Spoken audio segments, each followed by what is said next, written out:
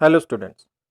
Today in this video, we'll discuss the first chapter of Business Studies of class 12th, Nature and Significance of Management. Today in this video, we'll discuss about the functions of management. As we have already discussed the meaning of management, management is described as the process of planning, organizing, directing, and controlling the efforts of the organizational members and of using organizational resources to achieve the specific goals. So, when you talk about the meaning of management is described as the process of planning. Here we have to plan, organizing, we have to organize the resources that are being required for the implementation of the plan. We have to do directing, we have to direct the individuals who are the part of the organization, and controlling the efforts of organizational members. We have to control the activities or the efforts of each and every individual who is working in the organization and of using organizational resources to achieve specific goals. So we have to make the best use of the organizational resources so that we can use them for the achievement of the specific goals of the organization. So with this, you can make out the functions of management. Now we can talk about them like planning, organizing, staffing, directing, and controlling. Now first we'll discuss about planning. Planning is the function of determining in advance what is to be done and who is to do it. So you can make out under planning, as the function of management, we determine in advance what is to be done and who is to do it. So here you are going to make a plan for the future. In present, you are going to think for the future that what has to be done, what is to be done, who is to do it, how it is to be done. Clear? So here the questions related to what, who, how will be answered. This implies setting goals in advance and developing a way of achieving them efficiently and effectively. So in planning, we are going to set goals in advance and developing a way for achieving them effectively and efficiently. So under planning, we are going to set goals, that what we have to achieve, how we can achieve it, who are the individuals that are being required to achieve the same. So these are the different questions that we are going to answer under planning. And under planning, we are going to develop a way also, so that whatever we have decided, whatever we have planned, that can be achieved effectively and efficiently, means within time and with minimum cost or with least cost. Now you have been given with the example of Suhasini. Suhasini's organization, the objective is procurement and sale of traditional Indian handloom and handicraft items. They sell fabrics, furnishing, ready-mades and household items made out of the Indian traditional fabrics. Suhasini has to recite quantities, variety, color and texture of all the above, and then allocate resources for the purchase from different suppliers or for their in-house development. So they have set a plan, or you could say they have set an objective for their business, what they are going to do, then how they are going to do that, the different individuals that are being required for the achievement of the goal. So this is all what we have to do in case of planning. Planning cannot prevent problems, but it can predict them and prepare contingency plans to deal with them if and when they occur. So this is the biggest limitation of planning, that you cannot prevent problems. Problems will always be there. If you have planned, doesn't mean the problem will not arise. Yes, planning will make you in a situation that if that kind of problem arises, you will be in a position to face that problem because already you have planned for the same. Under planning, you can predict them. Yes, like nowadays it's a rainy season and you know that rivers are overflowing. That may lead to floods in the areas or plain areas. So by making proper plans, you can save individuals from flood. But yes, by making a plan, you cannot make sure that the rain will not happen or the flood will not happen there. This flood will happen, but yes, if you have planned that, you can save the lives of the individuals while flood will be there. So under planning, clear, problem cannot be prevented, but yes, you can prepare plans to overcome those problems in future. So this is what is planning. So under planning, what you do, planning is basically a mental exercise where you decide for future, or you decide in advance what is to be done in future, how it is to be done, by whom it is to be done. Clear? All these type of questions will be answered in a brief description that's known to be your planning. The second is your organizing. Organizing is the management function of assigning duties, grouping tasks, establishing authority, and allocating resources required to carry out a specific plan. Now the first function that will be done there is planning. Under planning, we'll decide what is to be done, how it is to be done, by whom it is to be done. So there we have given a thought that what you are going to do in your future.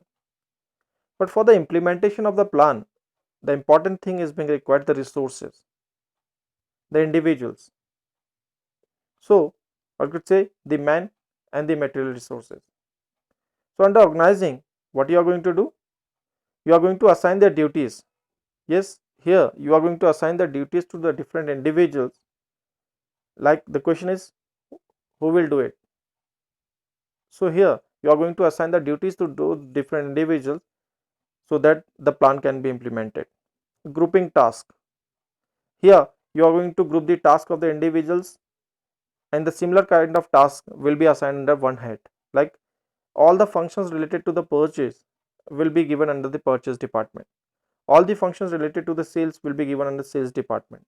So this is what called grouping of tasks. All the functions related to finance will be given under the finance manager or the financial department. So this is what called grouping of tasks. Establishing authority and responsibility relationship. Now when you talk about establishing authority and responsibility relationship, means what? Who is going to give order, who is going to receive the orders, who is superior and who is subordinate. So this authority responsibility relationship will also be established over there. And allocating resources required to carry out a specific plan. So whatever resources that are being required, you will allocate them so that the resources can be utilized effectively and efficiently, so that the particular plan can be carried out. Once a specific plan has been established for the accomplishment of organizational goal, the organizing function examines the activities and resources required to implement the plan. So under organizing, what we are going to do, whatever we have planned for the execution of the same, clear, you are going to examine the activities and resources required to implement the plan. So you have to examine the activities and the resources, all the resources that are being required or whatever activities that has to be conducted over there, so that the plan can be implemented. It determines what activities and resources are required. So under organizing, what different kind of activities that are being required and the resources that are being required to implement the plan is decided.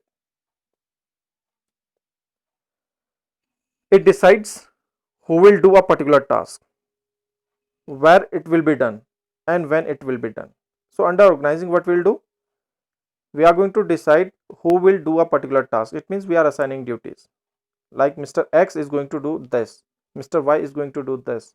So it is what we are organizing the things. Now we are deciding who will do a particular task, where it will be done. Where it will be done, like it will be done in which part of the organization it will be decided, and when it will be done. The time will be decided when the particular task will be done. Then organizing involves the grouping of the required task into manageable departments or work units and the establishment of authority and responsibility relationship within the organizational hierarchy. Now when you talk about organizing, here you are going to group the activities so that they can be managed under different departments, as I've told you. Like for purchase, related issues, you will make a purchase department. For sales related issues, you will make a sales department. For marketing related issues, you will make a marketing department, and so on. And there you are going to make the establishment of authority and responsibility relationship also. Means who is going to give orders, who is going to receive the orders, so that a proper responsibility relationship or reporting relationship can be established. Proper organizational techniques helps in the accomplishment of work and promote both the efficiency of the operation and the effectiveness of the results. Yes, if proper organizing will be there or proper organizational techniques will be used, it will be easy for the organization to accomplish the task, and it will promote both the efficiency of the operation, means the things will be done properly, and effectiveness means the the work will be done with minimum cost. Different kinds of business require different structures, and according to the nature of work, you are going to decide what kind of organizational structures is being required of. As you know, different departments are totally different in nature, so according to the nature and complexity of the business, you require of different organizational structures. The next is staffing. Now when we talk about staffing, staffing is stated as finding the right people for the right job. As we know, under organizational structure, we assign different job positions. So under staffing, we are going to fill those different job positions in the organization, and it is to be filled by the right person at the right time. So under staffing, we have to take into what we are going to staff the right person or finding the right person for the right job at the right time. This is what is being required under staffing. A very important aspect of management is to make sure that the right people with the right qualification are available at the right places and times to accomplish the goals of the organization.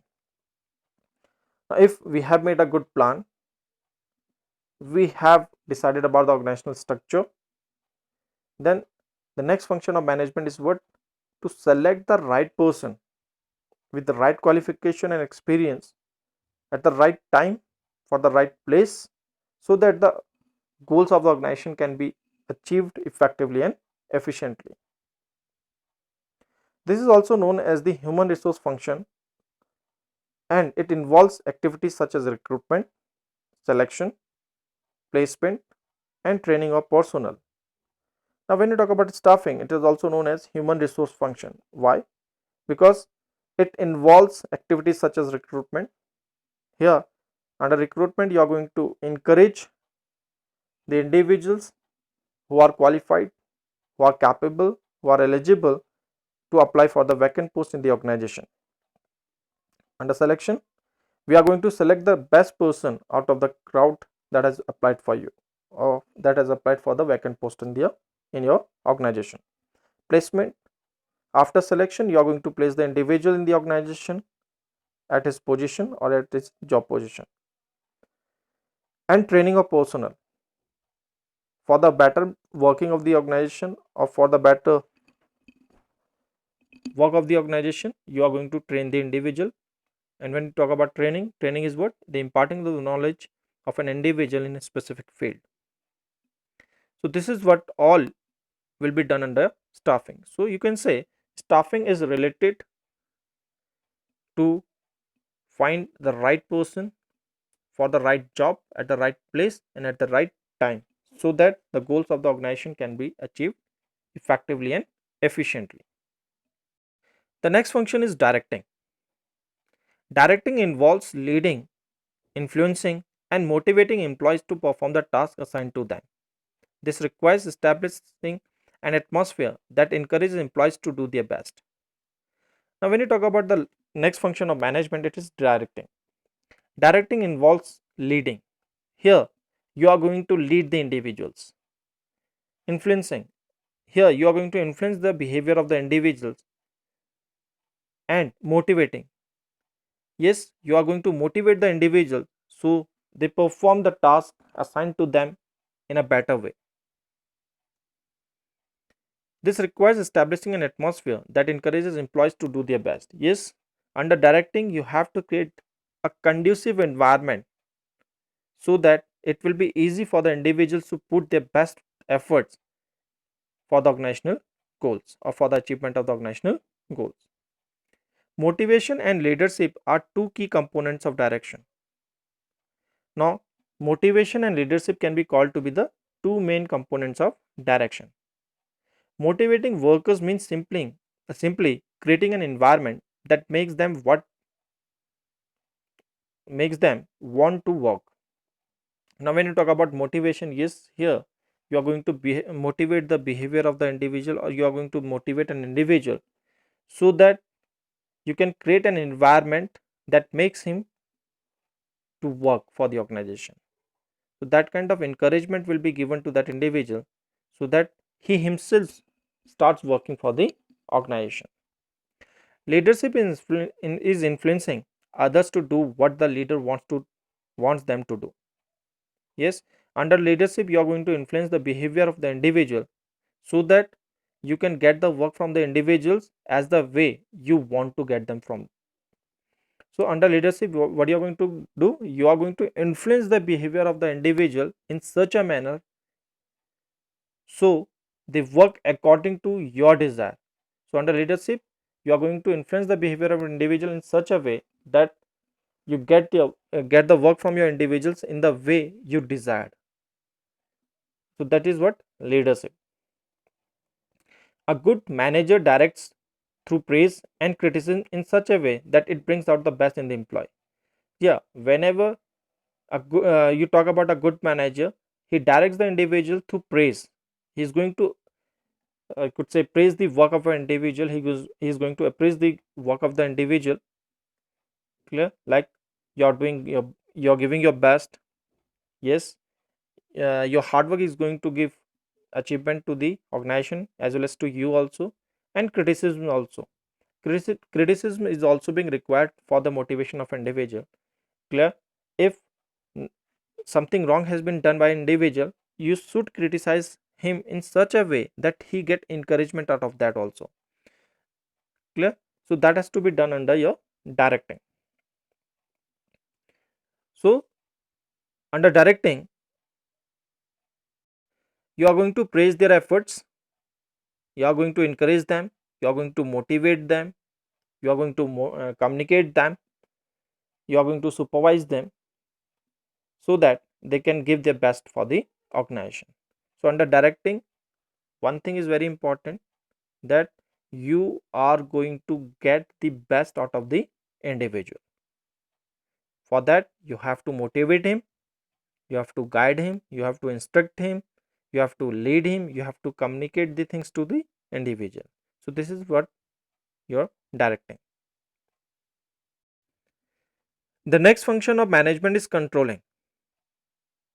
Controlling is the management function of monitoring organizational performance towards the attainment of organizational goals. Yeah, when you talk about controlling, is the function of monitoring the organizational performance. Here you are going to monitor the work of every individual who is working in the organization towards the attainment of the organizational goal. The task of controlling involves establishing standard of performance. Now when you talk about controlling, here you are going to establish the standard of performance, means what you want your people to do. Means here you are going to decide the standard both in qualitative and quantitative terms. Measuring current performance, then you are going to measure the current performance, means how much units has been produced by that individual, how much work has been done by that individual, means you are going to measure the actual performance that has been done by the individual, comparing this with the established standards. Now after measuring the current performance, what you will do, you are going to make the comparison of the actual performance with the standard and taking corrective actions where any deviation is found. Now if on comparing you find the difference or the deviation, then you will go for the reasons for the deviation and you have to take corrective actions so that these deviation may not arise in future. So here management must determine what activities and outputs are critical to success, how and where they can be measured, and who should have the authority to take corrective action. So under controlling, these are the function, or these are the steps that you are going to take so that the goals of the organization can be achieved in time. So under controlling, what we are going to do, we are going to establish standards, we are going to measure the actual performance of an individual, then we are going to compare the actual performance of the individual with the standard that has been set for him. If you find any deviation, you will analyze the deviation, you will go for the reasons for the deviation, then you will take corrective action so that these kind of deviation may not arise in future, so that the activities of the organization or the activities may lead to the success of the organization and the achievement of the organizational goals. So this is what all are the functions of management: planning, organizing, staffing, directing, and controlling. And these are known to be the functions of management. Thank you.